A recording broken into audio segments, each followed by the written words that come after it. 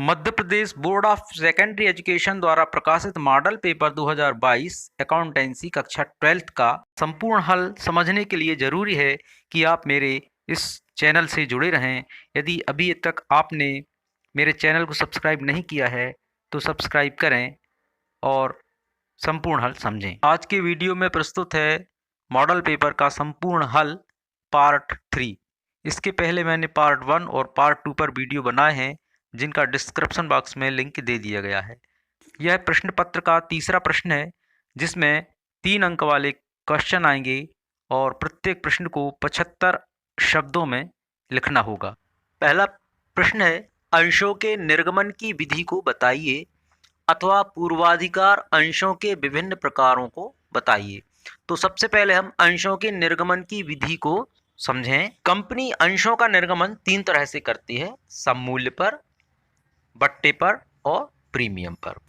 जब कंपनी नकद के लिए अंशों का निर्गमन करती है तो उसे इस तरह से एक प्रक्रिया अपनाना पड़ती है जिसमें सबसे पहले वह प्रविवरण जारी करेगी, उसके पश्चात आवेदन प्राप्त करेगी, इसके बाद अंशों का आवंटन करेगी और इसके बाद अंशों पर याचनाएं करेगी। तो ये 4 चरणों में कंपनी अंशों का निर्गमन करती है।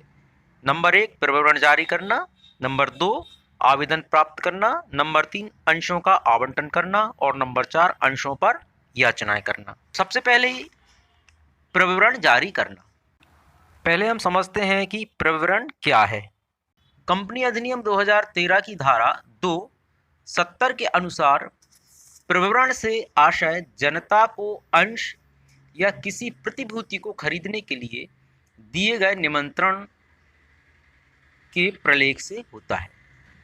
प्रविवरण जारी करने का उद्देश्य जनता को कंपनी के विषय में जानकारी देना होता है और अंश क्रय करने के लिए आमंत्रित करना होता है। तो प्रविवरण के 2 उद्देश्य होते हैं। सबसे पहली बात तो है कि कंपनी के विषय में जानकारी देना और दूसरा अंशों को खरीदने के लिए आमंत्रण करना। इस प्रविवरण में क्या होता है? इसमें होता है कंपनी का नाम, रजिस्टर्ड कार्यालय का पता, उद्देश्य, कंपनी के संचालकों के नाम, उनके पते और व्यवसाय तथा वर्तमान अंश निर्गमन की क्या शर्तें हैं यह भी प्रविवरण में लिखा होता है तथा अंशों के निर्गमन खुलने और बंद होने की तिथि भी दी होती है। तो पहला है प्रविवरण जारी करना। इसके बाद दूसरा आता है आवेदन पत्र प्राप्त होना।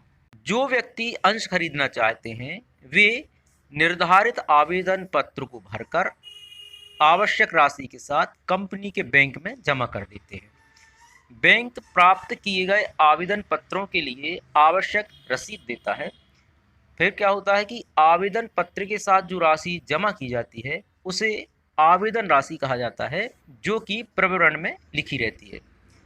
अंशों के आवंटन की प्रक्रिया पूरी होने के बाद ही कंपनी आवेदन राशि का उपयोग कर सकती है। इसके पश्चात आता है नंबर 3 अंशों का आवंटन करना। जब आवेदन पत्र प्राप्त करने के लिए निर्धारित की गई अंतिम तिथि के बाद बैंक सभी आवेदन पत्रों को कंपनी के पास भेज देता है तब संचालक मंडल क्या करते हैं? उन अंशों का आवंटन करते हैं। इस तरह अंशों के आवंटन से मतलब है अंशों का आवेदकों में बंटवारा। इसके बाद आता है अंशों पर याचनाएं करना।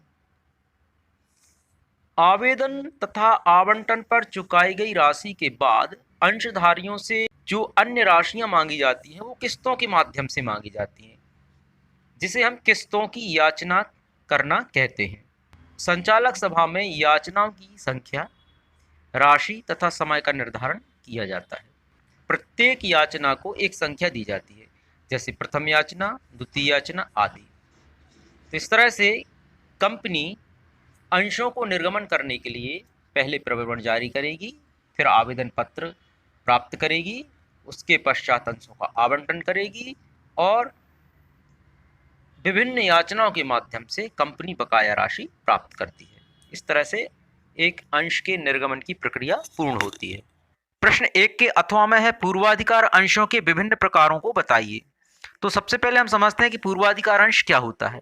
पूर्वाधिकार अंश अंश पूंजी का वह भाग होता है जिसे लाभांश तथा विघटन पर धन की वापसी या पूंजी की वापसी सबसे पहले प्राप्त होती है। इसके बाद ही समता अंशों को लाभांश और पूंजी की वापसी होती है। तो ऐसे अंश जिन पर सबसे पहला अधिकार लाभांश और विघटन पर पूंजी की वापसी का होता है उन्हें हम पूर्वाधिकार अंश कहते हैं। आइए अब समझते हैं पूर्वाधिकार अंश कितने प्रकार के होते हैं। तो सबसे पहला इसमें है असंचयी पूर्वाधिकार अंश, नंबर 2 संचयी पूर्वाधिकार अंश, नंबर 3 परिवर्तनीय पूर्वाधिकार अंश, नंबर 4 अपरिवर्तनीय पूर्वाधिकार अंश, नंबर 5 विमोचनशील या शुद्ध पूर्वाधिकार अंश, नंबर 6 अविमोचनशील पूर्वाधिकार अंश, इसके बाद 7 भागयुक्त पूर्वाधिकार अंश, 8वां अभागयुक्त पूर्वाधिकार अंश और नंबर 9 प्रत्याभूतित पूर्वाधिकार अंश। आइए अब संक्षेप में हम सबको समझते हैं। सबसे पहला आता है असंचयी पूर्वाधिकार अंश। इन अंशों पर अन्य अंशों की अपेक्षा सबसे पहले एक निर्धारित दर से लाभांश दिया जाता है, लेकिन यह लाभांश उसी वर्ष दिया जाएगा जिस वर्ष कंपनी को पर्याप्त लाभ होता है। जिस वर्ष कंपनी को लाभ नहीं होगा उस वर्ष लाभांश नहीं दिया जाएगा तथा अगले वर्षों में लाभ होने पर इन वर्षों का लाभ प्राप्त करने का इन्हें कोई अधिकार नहीं होगा। दूसरा आता है संचयी पूर्वाधिकार अंश। संचयी पूर्वाधिकार अंश इस प्रकार के अंश होते हैं जिन पर लाभांश संचित होता रहता है और भविष्य में लाभ होने पर सबसे पहले इन्हें इनका संचित लाभांश दिया जाता है, फिर चालू वर्ष का लाभांश दिया जाता है। इनके लाभांश का पूरा भुगतान होने के बाद ही बचे हुए लाभ में से अन्य अंशधारियों को लाभांश मिलता है। तो ये संचयी अंश है, मतलब इन पर लाभांश संचित होता जाता है। तीसरा आता है परिवर्तनीय पूर्वाधिकार अंश। ऐसे पूर्वाधिकार अंशधारियों को यह अधिकार दिया जाता है कि वे अपने अंशों को एक निश्चित समय के अंदर या एक निश्चित तारीख तक साधारण अंशों में बदल सकते हैं। उन्हें हम परिवर्तनीय पूर्वाधिकार अंश कहते हैं। मतलब जिन अंशों पर यह सुविधा होती है कि वो उन्हें साधारण अंशों में बदल सकते हैं, तो ऐसे अंशों को हम परिवर्तनीय पूर्वाधिकार अंश कहते हैं। इसके बाद आता है अपरिवर्तनीय पूर्वाधिकार अंश। ऐसे पूर्वाधिकार अंश जिन पर यह अधिकार नहीं होता कि वे अपने अंशों को साधारण अंशों में बदल लें, उन्हें हम अपरिवर्तनीय पूर्वाधिकार अंश कहेंगे। इसके बाद आता है विमोचनशील या शुद्ध पूर्वाधिकार अंश। एक अंश सीमित कंपनी ऐसे पूर्वाधिकार अंश निर्गमित कर सकती है जिनका धन कुछ शर्तों के अनुसार लौटाया जा सके। इन अंशों को विमोचनशील पूर्वाधिकार अंश कहते हैं। मतलब ऐसे अंश जिन पर कंपनी उन अंशधारियों को उसके धन की राशि एक निश्चित शर्तों पर लौटाती है, उसे हम विमोचनशील पूर्वाधिकार अंश कहेंगे। इसके पश्चात आता है अविमोचनशील पूर्वाधिकार अंश।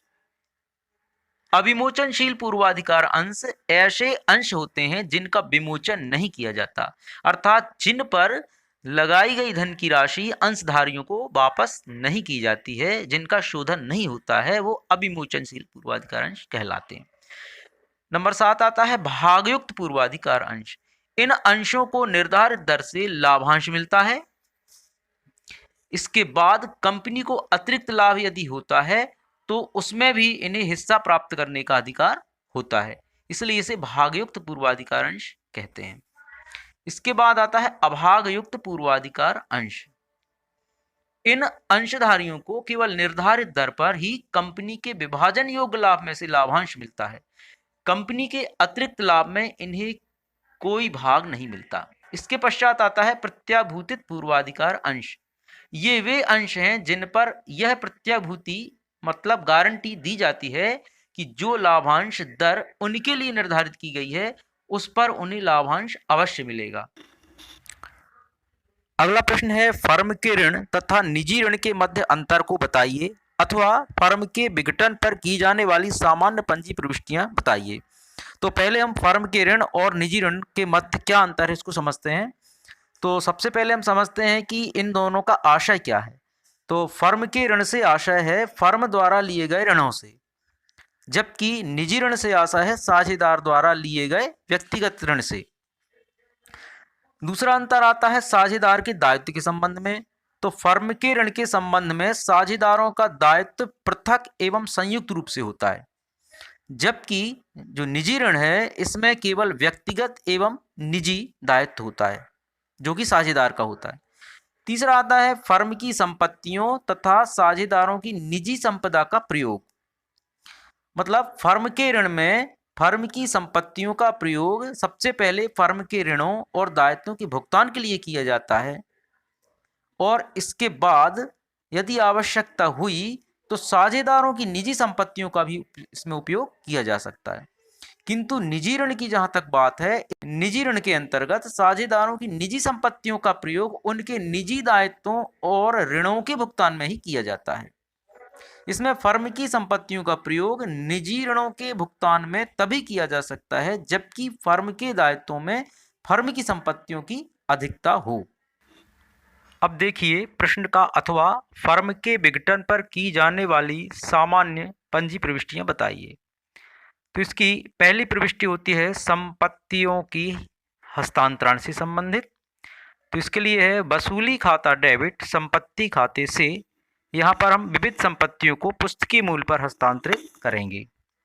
इसके पश्चात दूसरी प्रविष्टि होती है दायित्वों के हस्तांतरण से संबंधित।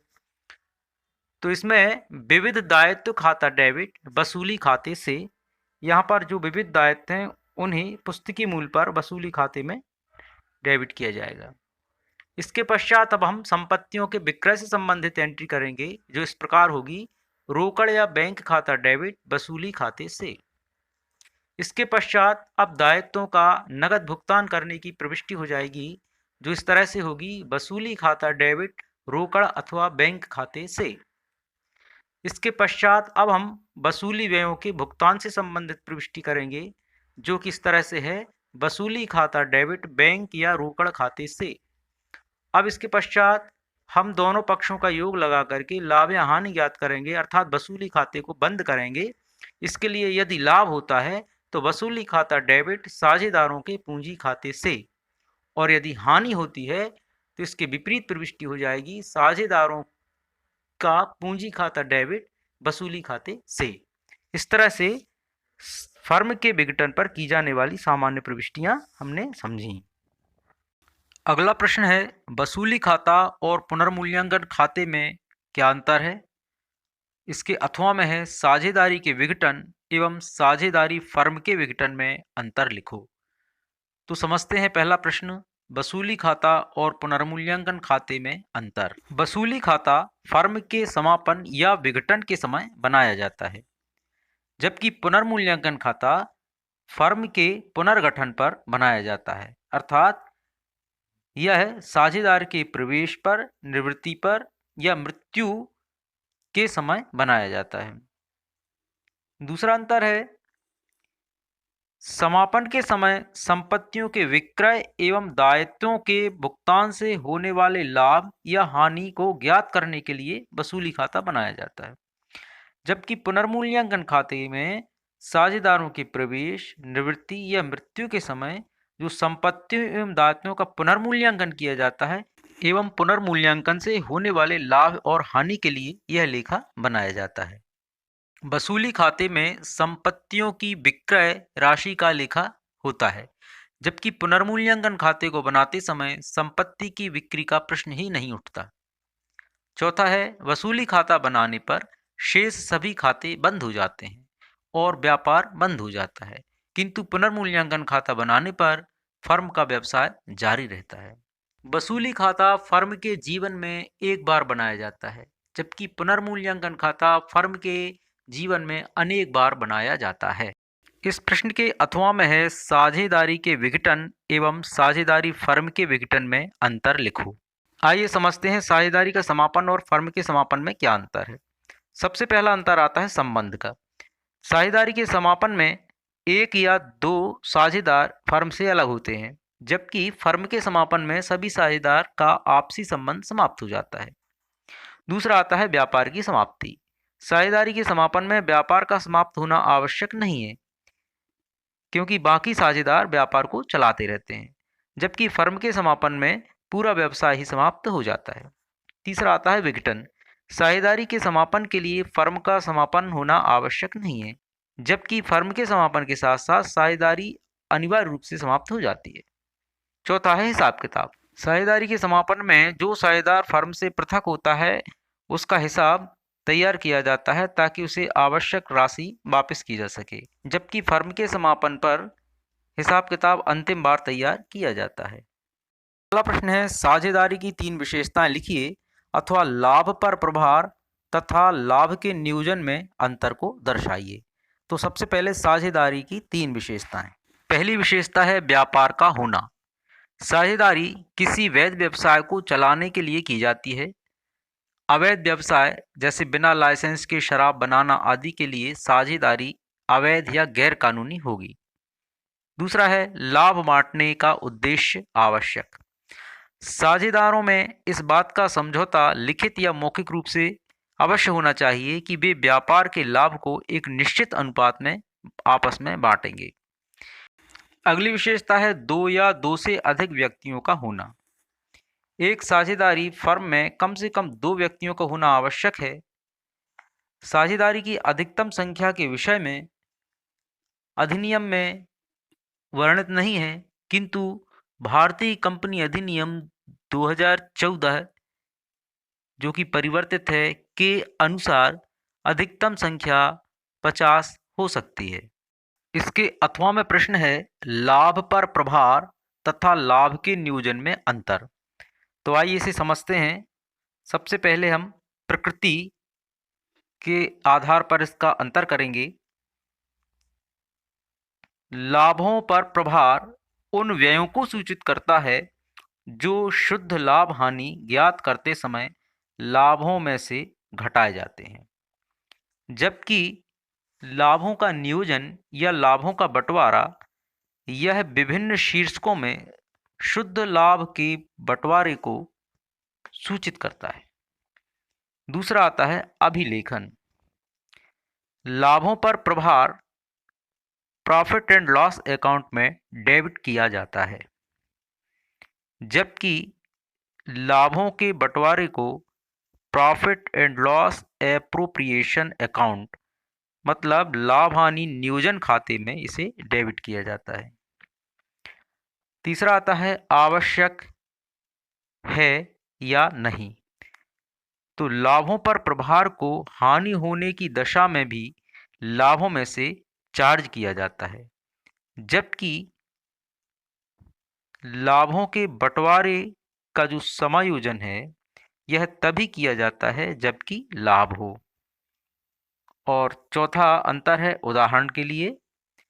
लाभों पर प्रभार का एक उदाहरण साझेदारों के ऋण पर ब्याज तथा साझेदारों को दिया गया किराया है, जबकि लाभों के बंटवारे का उदाहरण पूंजी तथा आहरणों पर ब्याज, साझेदारों का वेतन, कमीशन आदि है। मॉडल पेपर संपूर्ण हल पार्ट 4 में शीघ्र मिलते हैं। नमस्कार, धन्यवाद।